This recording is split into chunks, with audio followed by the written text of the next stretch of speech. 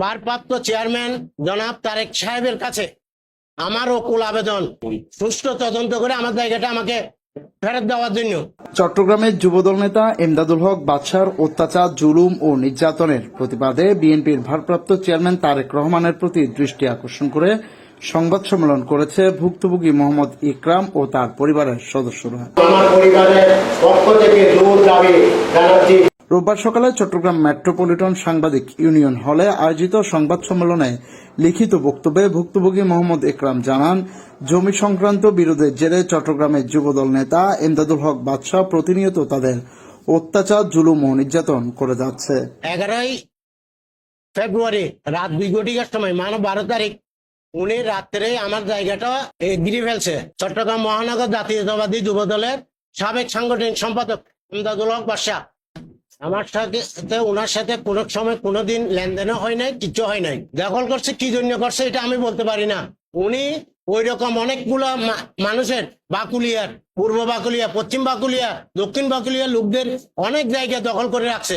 দলের সংগঠনের নাম বিক্রি করে উনি এখন কোটি কোটি টাকা কামাই করতেছে আর আমাদেরকে মেরে ফেলবে এটাই বলতেছে।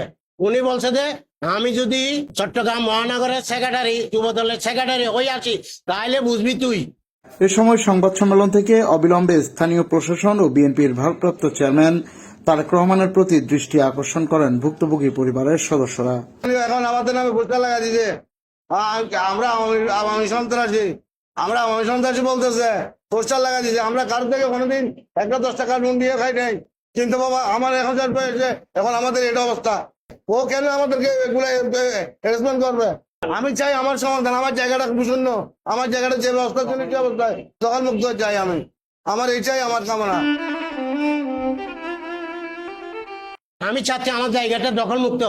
ভারপ্রাপ্ত চেয়ারম্যান জনাব তারেক সাহেবের কাছে আমার ওকুল আবেদন, ওনার দৃষ্টি আকর্ষণ করছি যাতে আমার জায়গাটা সুদৃষ্টিতে দেখার জন্য, সুষ্ঠু তদন্ত করে আমার জায়গাটা আমাকে ফেরত দেওয়ার জন্য। সংবাদ সম্মেলনে ভুক্তভোগী পরিবারের হাফেজ ওসমান, ইব্রাহিম, আয়ুব আলী, ইউনুস, আব্দুল্লাহ মারুফ সহ আরো অনেকেই উপস্থিত ছিলেন।